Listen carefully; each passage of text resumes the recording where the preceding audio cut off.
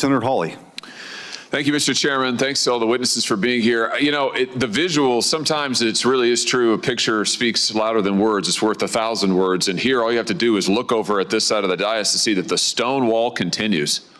I mean, from the party that lied to this nation for 4 years, let's just take a look at some of the things that our colleagues said on the Democrat side when their own Justice Department was concluding that Joe Biden, who, let's not forget, illegally took classified documents and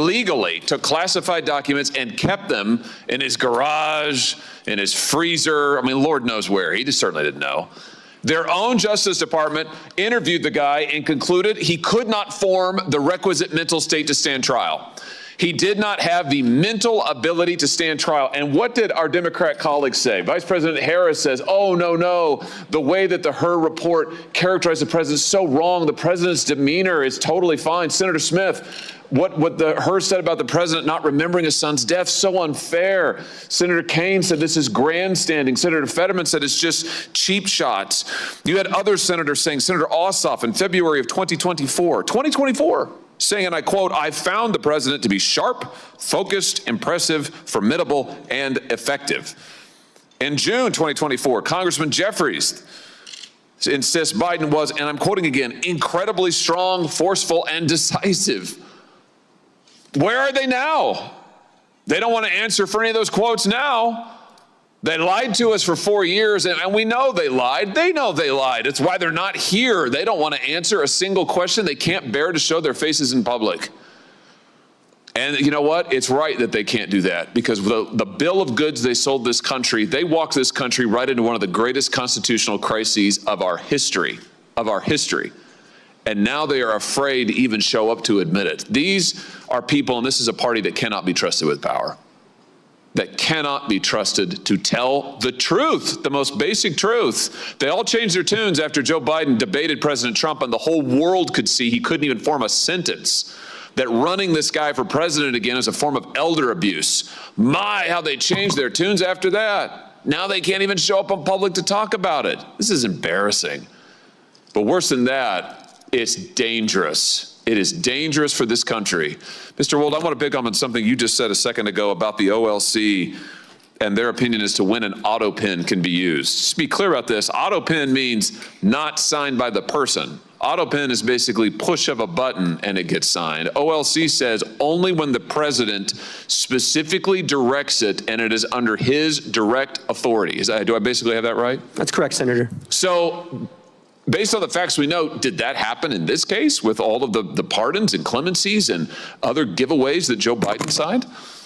Assuming that the Biden White House complied with sort of traditional practice of presidential administrations and that there was record keeping either from the staff secretary or others, there should be records to indicate either through covering memorandum or briefing books where the president would have signed his signature authorizing this decision. None of that has come forward. That would be very easy to dispel some of these concerns.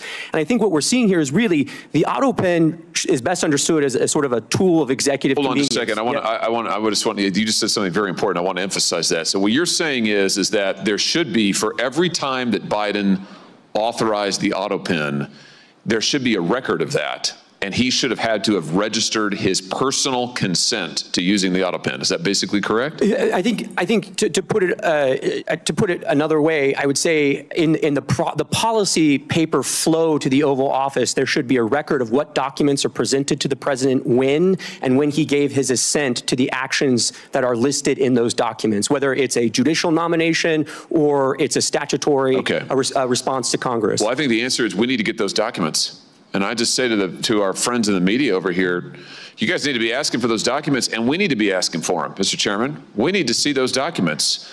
And the president, the former president now, can certainly choose to release them. I'm sure they're part of his personal papers, right, Mr. Wold? That's correct. And the first place to start would be the staff secretary's office under President Biden. Oh, so here's the trail. If you want to know, if you want an answer to the question, did Joe Biden actually assent to the use of the Autopen and all? You think of all the people he pardoned, he granted clemency to, murderers, drug dealers, child rapists.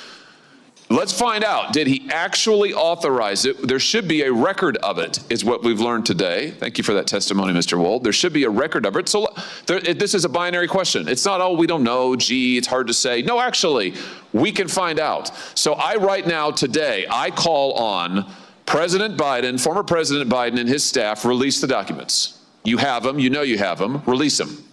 If what you did is legal, and if you're really not embarrassed about it, and you think it was totally constitutional, release the paper flow. Show us the documents where the president authorized the use of the pen for every single pardon and clemency and stay application. Let's see it. Let's see all of it.